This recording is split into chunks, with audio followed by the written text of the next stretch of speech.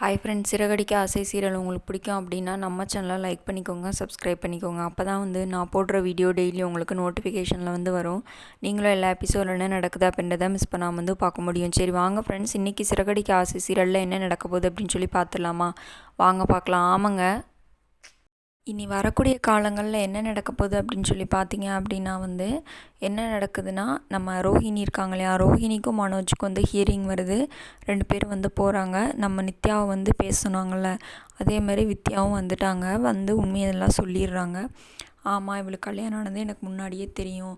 நானும் இவக்கிட்ட நிறையா தடவை சொன்னேன், உன் ஹஸ்பண்ட் கிட்ட சொல்லிடு ஆனால் இவ தான் சொல்ல மாட்டேன்ட்டான் அப்படின்னு சொல்லி சொல்கிறாங்க. அதுக்கடுத்து மலேசியா மாமா இருக்கார் இல்லையா, மலேசியா மாமா அந்த கறிக்கடைக்காரர் இருப்பார்லாம், அவரையும் கூப்பிட்டு சொல்கிறாங்க. அவர் ஆமாம் அப்படின்னு சொல்லி சொல்கிறாரு. ரோஹிணிகிட்ட கேட்குறாங்க, இவங்க சொல்கிறதெல்லாம் உண்மையா அப்படின்னு. ரோஹிணி முத்து மேலேயும் மீனா மேலேயும் ரொம்ப கோவப்படுறாங்க. இன்னும் வரக்கூடிய நாட்களில் இதான் ஃப்ரெண்ட்ஸ் நடக்க போகுது.